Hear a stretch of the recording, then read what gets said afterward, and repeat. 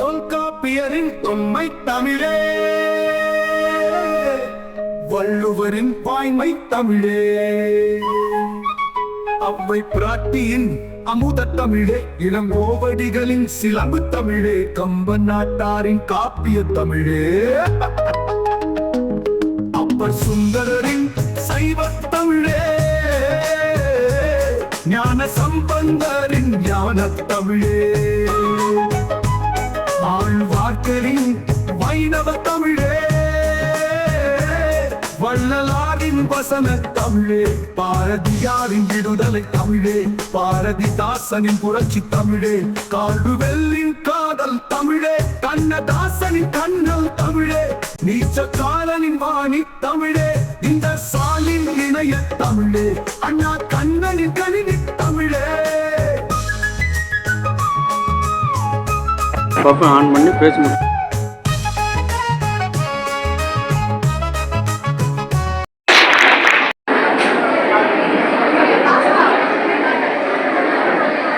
முகேஷ் கண்ணன் அவர்கள் சான்றிதழை பெற்றுக் கொள்ளுமாறு அன்புடன் கேட்டுக்கொள்கிறேன்.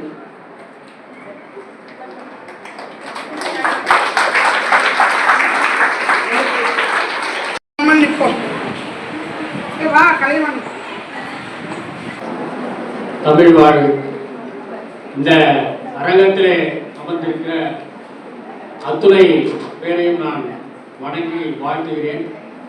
என்னுடைய உரையை மூன்றாக பிரித்துக் கொள்கிறேன். முதலில் தமிழ் வாழ்த்து, அடுத்தது இந்த இலக்கியங்களில் பெண் ஆளுமைகள் என்ற பன்னாட்டு கருத்தரங்கின் முத்தாய்ப்பான நூல் வெளியீடு, அடுத்தது மாணவர்களுக்கு ஊக்க உரை. அந்த வகையிலே இப்பொழுது தமிழ் வாழ்த்து. அன்னை போல் அரவணைக்கும் தமிழே, ஆற்றல் மிக்க சொல்வளம் நிரம்பிய தமிழே, இலக்கணம் பிறந்த இனிமை தமிழே, ஈடிலா மொழிவளம் மிகுந்த தமிழே, உலகெல்லாம் பேசும் ஓமை தமிழே, ஊக்கமும் ஆக்கமும் உரைக்கும் தமிழே, எல்லையிலா பொருளை எடுத்தியம்பும் பொருளே, ஏற்றமிகு கருத்தான இலக்கிய தமிழே, ஐயமிலா அறிவு தரும் அழகு தமிழே, ஒல்கா புகழ்மேவும் செம்மொழி தமிழே, ஓராது உணர்விக்கும் உவகை தமிழே, அவ்வை போல் சொல் ஆற்றல் மிகு அன்னை தமிழே, அத்தோடு மெய்யறிவை மெய்ப்பிக்கும் தமிழே, குமரி கண்டத்தில் உதித்திட்ட தமிழே, கோலயம் முழுவதும் பரவிய தமிழே, கற்போர்க்கு இளமை தரும் கன்னி தமிழே, மனிதகுலம் பேசிய முதல் மொழி தமிழே, மாசில்லா இயல் இசை நாடக தமிழே, உன்னை வணங்குகின்றேன், உண்மையை உரைக்கின்றேன். தமிழ் வாழ தமிழ் வாழ தகை செய்வோம், தரணியின் மொழியாய் தமிழை நாம் மாற்றுவோம், தமிழே உலகின் மொழி என்று பறை சாற்றுவோம். தொல்காப்பியரின் தொன்மை தமிழே, வள்ளுவரின் வாய்மை தமிழே, அவ்வை பிராட்டியின் அமுத தமிழே, இளங்கோவடிகளின் சிலம்பு தமிழே, கம்ப நாட்டாரின் காப்பிய தமிழே, அப்பர் சுந்தரரின் சைவ தமிழே, ஞான சம்பந்தரின் ஞான தமிழே, ஆழ்வார்களின் வைணவ தமிழே, வள்ளலாரின் வசன தமிழே, பாரதியாரின் விடுதலை தமிழே, பாரதிதாசனின் புரட்சி தமிழே, கண்ணதாசனின் கன்னித் தமிழே, நீச்சல்காரனின் வாணித் தமிழே, இங்கர்சாலின் இணையத் தமிழே, அண்ணா கண்ணனின் கணினி தமிழே, செம்மொழி மாநாட்டில் என்னை சேர்த்த தமிழே, தமிழ்ச்செம்மல் விருது எனக்கு அளித்த தமிழே, பேசுபவருக்கு நீலாயுள் தரும் தமிழே, இசைக்கும் போது நோய் தீர்க்கும் மருத்துவ தமிழே, தாலாட்டில் இருந்து ஒப்பாரி வரை வருகின்ற தமிழே, யாதும் ஊரே யாவரும் கேளிரென உரைத்த தமிழே, மனிதகுலம் பேசிய முதல் மொழி தமிழே, செயற்கை நுண்ணறிவில் சிறக்கும் தமிழே, செயற்கை நுண்ணறிவில் சிறக்கும் தமிழே, வரும் நாளில் உலகின் மொழி ஆவதும் தமிழே, நெதர்லாந்து சூரிய தமிழ் தொலைக்காட்சி உலகை இணைக்கும் தமிழே, கீழக்கரை காசிம் பீவி அப்துல் காதர் மகளிர் கல்லூரியில் தமிழ் இலக்கியங்களில் பெண் ஆளுமைகள் ஆய்வுக்கோவை வெளியிடும் தமிழே, மதுரை உலக தமிழ் சங்கத்தினுடைய உறுப்பு சங்கம் தமிழ்நாடு தமிழ் சங்கத்தின் இதய துடிப்பு தமிழே, உன்னை நான் வணங்குகின்றேன். மதிப்புமிகு தாசிம் பீவி அப்துல் காதர் மகளிர் கல்லூரி தாளாளர் அவர்களே, முதல்வர் முனைவர் சுமையா அவர்களே, பன்னாட்டு கருத்தரங்க ஒருங்கிணைப்பாளர் தமிழ்நாடு தமிழ்ச்சங்க தலைவர் முனைவர் ஹேமலதா அவர்களே, தமிழ் துறை தலைவர் முனைவர் அகிலா அவர்களே, கருத்தரங்க நெறியாளர்கள் முனைவர் விசாலாட்சி அவர்களே, முனைவர் பிரபாவதி அவர்களே, முனைவர் கலைவாணி அவர்களே, தமிழ்நாடு தமிழ்ச்சங்கத்தின் பொதுச் செயலாளரான பொன் ஆதவன் ஐயா அவர்களே, பொருளாளர் பிரகாஷ் அவர்களே, கௌரவ ஆலோசகர் பேராசிரியர் துரை நீலகண்டப்பிள்ளை அவர்களே, நிர்வாக செயலாளர் கார்த்திக் திலகன் அவர்களே, தமிழ்நாடு தமிழ்ச்சங்கத்தின் நெறியாளர் செயலாளர் பெங்களூர் தேன்மொழி அவர்களே, பன்னாட்டு கருத்தரங்கில் பங்கேற்கும் ஐக்கிய அமீரகம்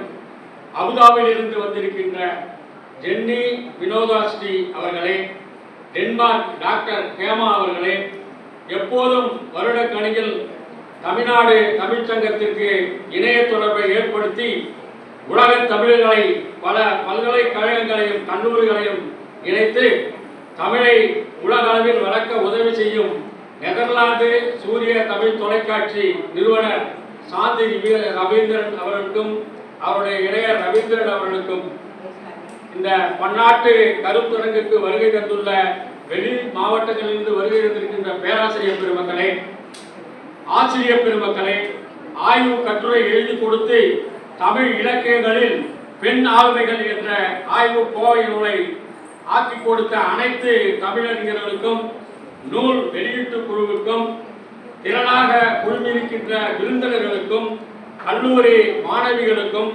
கருத்தரங்கை ஏற்பாடு செய்து நமக்கு வரவேற்று விருந்தளித்து உபசரித்து சிறப்பாக செயல்பட்டு கொண்டிருக்கும் அனைவருக்கும் ஒளி புகைப்பட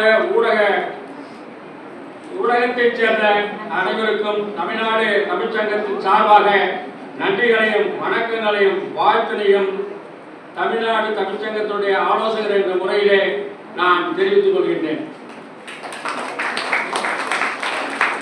இலக்கியங்களில பெண் ஆளுமைகள் மட்டுமல்ல, இன்றளவும் பெண்கள் வாழ்க்கை போராட்டமாகத்தான் இருக்கிறது. அன்றைய கண்ணகியோ, வேலுநாச்சியாரோ, குயிலியோ, கடலூர் அஞ்சலை அம்மாவோ, ஔவையாரோ, முத்துலட்சுமி ரெட்டியோ, மலாலாவோ எவராக இருந்தாலும் அவர் ஒரு போராட்டத்தோடு தான் வெற்றியை தொட்டிருக்கின்றார். அமெரிக்கா போன்ற வல்லரசு நாடுகளிலேயே இன்றைக்கும் அந்த ஜனாதிபதி என்ற ஸ்தானத்தை விட்டுக் கொடுக்க ஆண் மக்கள் தயாராக இல்லை.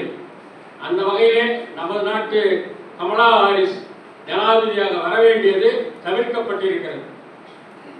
ஆனால் 1400 ஆண்டுகளுக்கு முன்பாக முகமது நபி அவர்கள் அத்தனை எதிர்ப்புகளையும் மீறி பெண்களுக்கு சம உரிமையையும் சொத்துரிமையையும் திருமணம் ஆகும்போது அந்த கல்யாண உரிமையையும் அவர்கள் 1400 ஆண்டுகளுக்கு முன்பே அளித்திருக்கிறார்கள்.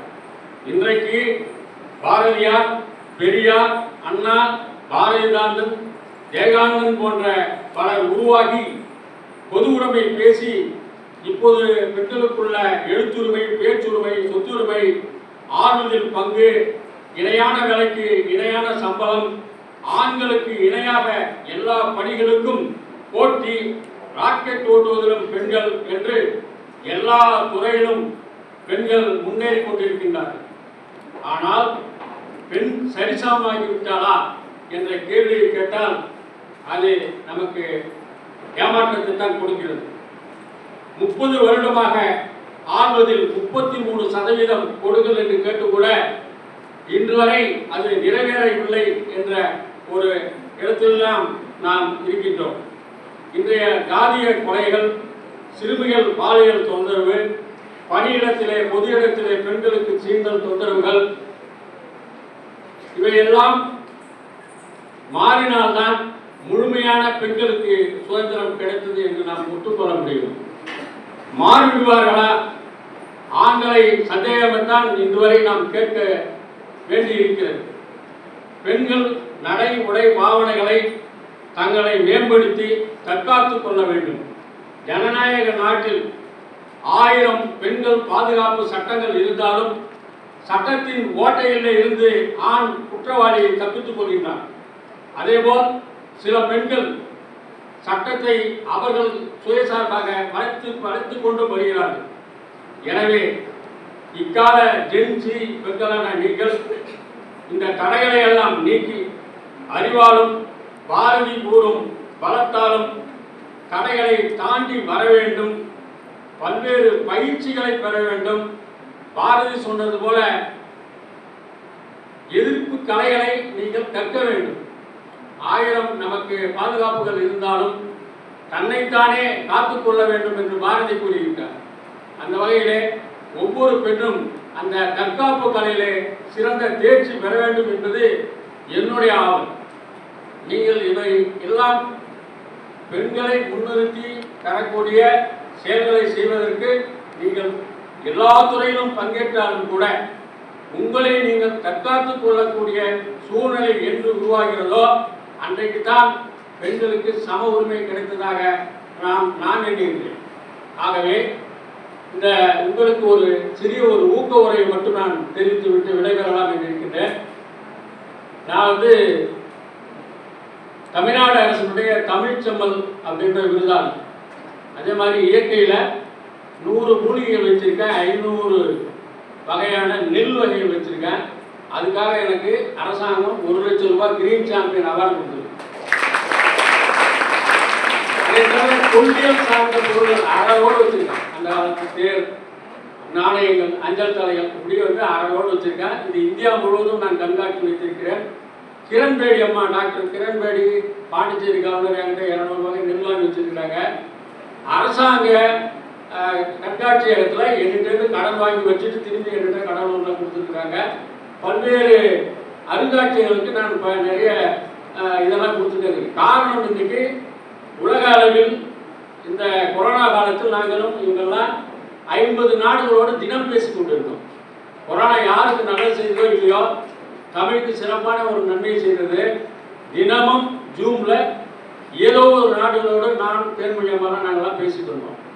அந்த வகையில் தமிழ் அவர்கள் எங்களுடைய கூட்டத்திலும் நாங்கள் அவர்களுடைய கூட்டத்திலுமாக பேசியதில் எனக்கு என்ன கிடைத்தது என்றால், இணையத்தில் கொரோனா காலத்தில் பிரிட்டிஷ் பிரைம் மினிஸ்டர் அங்கே இருக்கிற தமிழ் மக்களுடைய பொங்கல் விழாவை கொண்டாடுவதற்கு முடியாது, ஏன்னா வெளியே கலந்து கொள்ள முடியாது.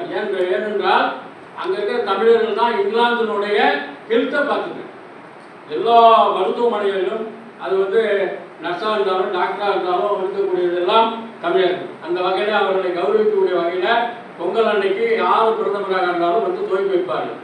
கொரோனா காலத்துக்கு முடியாது இருந்ததால் உலகில் 10 பேரை தேர்ந்தெடுத்தாங்க. இந்தியாவில் என்னை தேர்ந்தெடுத்து அந்த பிரிட்டிஷ் பிரைம் மினிஸ்டர் பேசின கூட்டத்தில் பேச வைத்தார்கள். 8 பேர் ஆங்கிலத்தில் பேசினார்கள், நானும் இன்னொரு தமிழில் பேசினேன். உலகில் தமிழ் வளர்ப்பது எப்படி என்று நான் பேசினேன். உலகத்தமிழ் செம்மொழி மாநாட்டில் எங்கள் மாவட்டத்திலேருந்து நான் ஒன்று தான் தேர்ந்தெடுக்கப்பட்டேன். 2010 5 நாட்கள் நடந்தது கோவையில். அதில் நான் தமிழ் ஆய்வாளராக கலந்து கொண்டேன். நான் உணவுத்துறை மாவட்ட உணவுத்துறை அதிகாரி இருந்தாலும் தமிழில் இந்த வகையில் இருக்கலாம். காரணம் என்னன்னா, எங்களுடைய பள்ளி கல்வியில் எங்களுக்கு ஒரு வாரம் ஒரு நாள் இலக்கிய மன்றம், ஒரு தொழிற்கல்வி, அதே மாதிரி ஒரு வாரத்தில் ஒரு நாள் வெளியே இட்டுட்டு போய் பாத்தி கட்டு செடிகளை வைப்பாங்க. இப்படிலாம் எங்களுக்கு தொழிற்கல்வி இருந்தது. அந்த வாய்ப்பெல்லாம் உங்களுக்கு கிடையாது. நீதி போதனை வகுப்பு இருந்தது காமராஜர் காலத்தில். அந்த வகையில் அவர்கள் என்னென்னலாம் சொல்லி கொடுத்தாங்களோ எல்லாத்துலேயும் நான் உலக சாதனை செய்தேன். இவங்களும் நிறைய உலக சாதனை செய்திருக்காங்க. அந்த வகையில் கிட்டத்தட்ட 10 உலக சாதனைக்கு மேல் நான் செய்திருக்கிறேன்.